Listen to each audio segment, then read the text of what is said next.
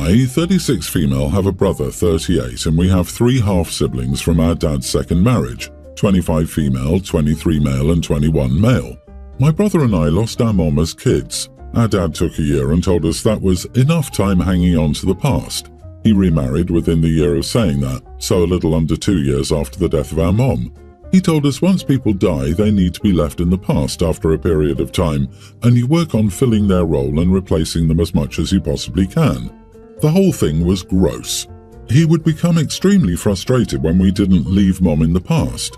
His second wife was also part of this mindset. It worked for her, so she pushed for us to do the same. When she was pregnant with my half-sister, she told us it would be unfair for the baby to be born into an ununited family and that my brother and I had to accept that she was our mom now and she had taken her place. Dad was cheering her on with that little talk. My brother and I were never close to our half-siblings. They picked up a lot of their parents' attitude about we should leave mom in the past and let the second wife be the mom. They blamed us because others knew we were not a true nuclear family and instead were a blended family. I never cared. My brother enjoyed seeing dad and second wife have egg on their face when they would claim we were her kids, and people knew because of us that she was a stepmother at best, but more likely a dad's wife. The second wife died a few months ago. Half-siblings all believed dad would be widowed for the rest of his life and not remarried because he loved their mom so much. They wanted to talk to him about having one of them live with him or for him to live with half-sister. He told them he was already looking for his replacement wife. Half of my siblings went nuts and tried to involve my brother and me, but this has nothing to do with us. Neither of us has talked to dad in almost 2 decades. We hardly talk to them even. My half-sister decided she wanted a face-to-face talk about this with me, where she tried to say, as the only 2 girls, and how unfair it was to her mom for her dad to replace her. She told me we needed to get on board and help them with dad and figure out how to stop him. I told her that was none of our concern and dad replaced my mom, so I wouldn't care if he replaced someone I never cared about. She told me I should care, and her mom did an amazing job with my brother and me. I told her she and her brothers are adults and are way older than my brother and I were when we lost mom and dad remarried, so they can figure this crap out with dad without us. I also reiterated I would not lend any assistance with this. I was told I was a crappy sister, person, daughter, and that I suck. Am I the idiot? Not the idiot. What in the goldfish memory is this? They forgot that their stepdad had already shown he had no problem remarrying. You're right, definitely not your circus and not your monkeys. Your half-siblings are now experiencing what you went through. I wonder why they thought your dad would be any different now. Well, because it's their mum. The dad clearly loved their mum more than the first one, or they're delusional basically. Some people cannot be alone and your father seems to fit into that category. Whether or not your father marries for a 3rd time is his decision. He didn't care what his children felt about remarrying after his first wife died. What makes your half-siblings think this time will be any different? You're all adults, and it's not a problem that has to be solved, and you told your sister as much. The audacity of the half-siblings to say those things. They can deal with it just like the older siblings did. At least this time they're adults rather than just children. It could be looked at as it should be easier and more acceptable this time as they're in their early to late 20s, so they will either have their own lives or will soon. At least they're not mid-teens at most, given the age difference, who had no choice but to live with it, literally. It amazes me sometimes how utterly oblivious people can be when irony, karma, or whatever you want to call it, just smacks them in the face like a dead fish. I'm baffled that, rather than finally thinking, oh wow, I finally get where OP and her brother were coming from, we should probably discuss this, maybe I should apologize, or something along those lines, she instead goes down the path of denial and, but it's different in this case, i.e. it's different because the stepfamily is the one affected now. Sorry about this situation, I understand the no contact. I can't believe I have to say this, but not everyone lives near a huge shopping area. I don't even know where the nearest Target is because it's not close. Sometimes your options get really small really quickly with physical shopping. I'm so tired of this. My daughter-in-law is extremely picky about what goes into her home. It must follow all of her rules. It can't be from a company she doesn't support. Basically, there's no plastic, no overstimulating colors, no small pieces, and no large toys since they take up too much space. I've tried time after time to get her something she'd like. I've asked for lists, but I never get any. I thought for my granddaughter's birthday, preschooler a few months ago, I found the perfect wood train set. Apparently not, it was too loud for them to play with. I tried to get her a nice knife set, but she didn't support the company. I don't even know what was wrong with the company. Pioneer Women Knives. It was a decent set, not super high-end. I reached my limit today.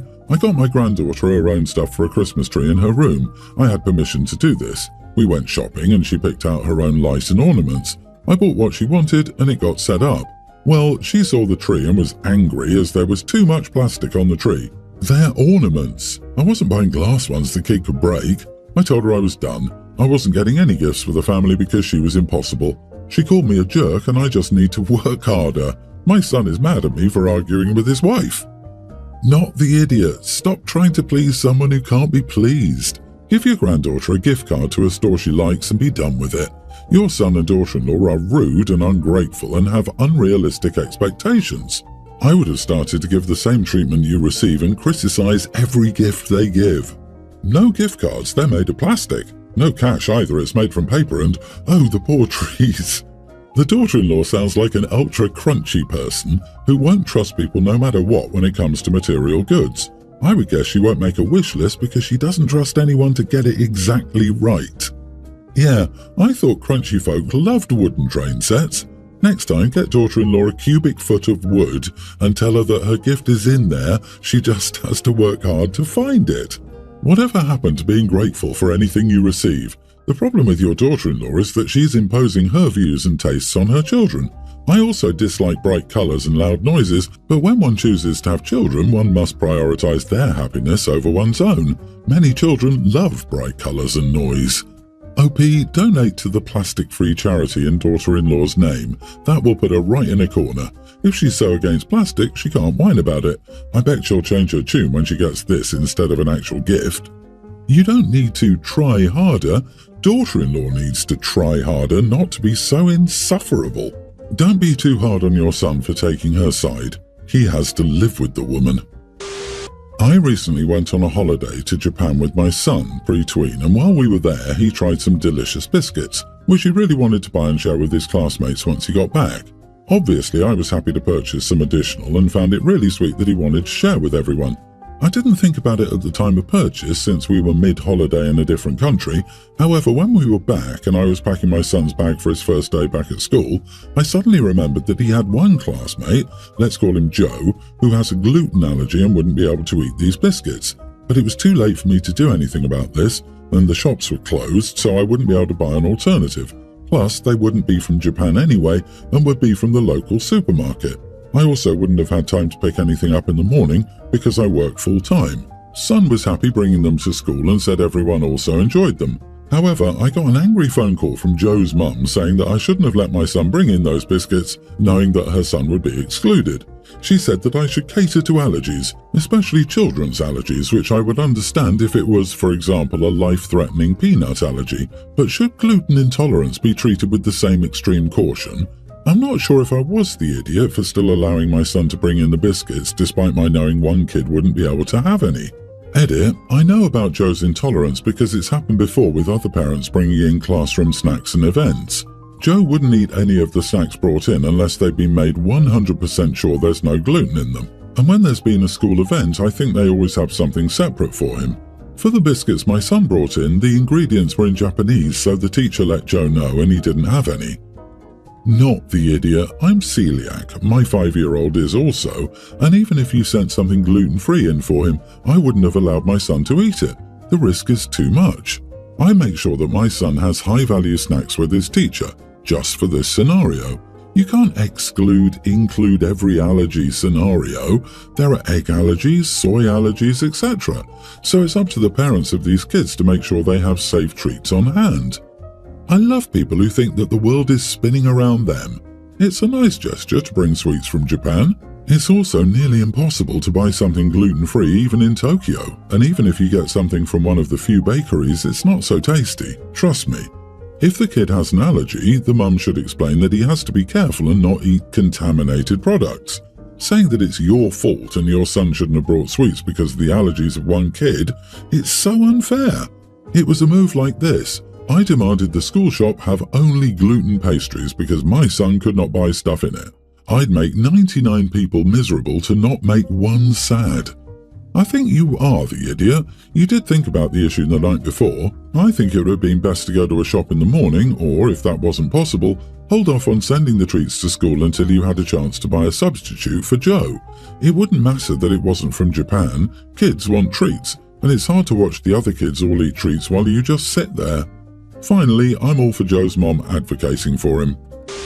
My husband, 41, and I, female 34, have been together for 7 years. Recently, my husband's parents got approved for a visa to come to the US. They waited a very long time for this visa to get approved and were afraid it would get denied. I have no problem with them visiting. I was happy to hear they got the visa. When it came time to buy the plane tickets, I told my husband that I felt that coming for a month was a reasonable amount of time. My husband got really angry and yelled at me that his parents could come for as long as they wanted to. Of course, I got upset at his reaction because I felt he was being selfish and not considering me as someone who also lived in the household. I work from home and we live in a tiny apartment, 880 square feet. Them coming for so long would complicate things for me and put me in an uncomfortable position, especially because I don't speak their language. Due to his parents' mistake and his vacation time, my husband decided that they would stay for almost 3 months. I wasn't happy with this decision, but tried to understand him. It's his parents, and there is a chance that they may not be able to come back. I was really trying to be understanding. To make things more complicated, another family also got a visa approved, and his parents decided that they wanted them to come visit at the same time. I told my husband okay, but told them that the space was small and suggested they stay 2 weeks. He still didn't consider my feelings or the situation, and now the other family member is staying for 1 month. I was frustrated at the idea that a third person was coming for so long, and he didn't consider my feelings when making this decision. So to make things easier for them and for me, I decided to go to my parents' home for a few weeks. Things were okay during this time. I decided to return to the apartment to meet this family member and spend time with them. My husband has mentioned that he wants to take his family to a different state for vacation. We talked and I understood he would buy weekday tickets to make things easier for me. Yesterday I found out that he bought tickets to go over the weekend and he didn't even ask me if I wanted to join or if I was okay with that. Nothing. It made me feel very sad and upset that he didn't consider me when making these decisions, especially because he bought the tickets days ago and didn't even feel like I should know. I was very upset. I felt like I wanted to cry, so I went to my room. My husband got upset at my reaction and left the house with his family. After a few hours, they returned and I asked him to talk. I told him his actions made me feel betrayed, left out and unloved. He got super angry and started yelling at me. His family was in the room next door and could hear his yelling. I was trying to express my emotions respectfully, but that seemed to trigger him even more. His argument is that my behavior ruined his parents' trip, and now they feel uncomfortable, and that the only thing they've done is be nice to me, which I agree with. They're lovely people and have treated me nicely. I don't feel he understands my feelings. I feel he's made these unilateral decisions. He puts his family's needs first and above mine, and I feel I reached a breaking point. I do understand his desire to please his family and make them happy, but I feel after the fight we had last night, things are awkward and weird among everyone, and his family is obviously on his side. So I feel extremely uncomfortable in my own house. I don't know what to do. Am I the idiot for reacting the way I did? Should I go back to my parents' house? Not the idiot. 5 people in 880 square feet. Is he crazy? Go back to your parents. Just leave. Don't call or ask what they're doing or where they're going. Basically, ghost him and see how long it takes for him to realize you've left. Every single time you open your mouth, he flips out. Why would you stay with him? He's very selfish and only cares about himself. Go back to your parents' house permanently and ditch this guy. I bet anything he yelled because he wanted them to hear. He wants them to think he's in charge. He's being disrespectful. I also don't like to jump on the just leave bandwagon, but I would just leave. This behavior didn't just occur out of the blue. These traits have been there all this time. 7 years and she never knew this guy. Sis, be honest. Your marriage was a crap show long before the in-laws arrived. This man doesn't care about you, your feelings, or your opinions. He's shown you who he is. Believe him. Stop trying to kiss his butt. There's no way you should tolerate him talking to you this way. Heck no. You teach people how to treat you.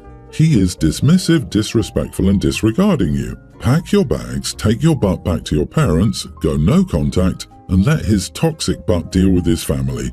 Hang out with your family and friends, and enjoy yourself. Do things that put a smile on your face. When he grows up and is ready, hubby can contact you. Take care, sis. You deserve nothing but peace and happiness.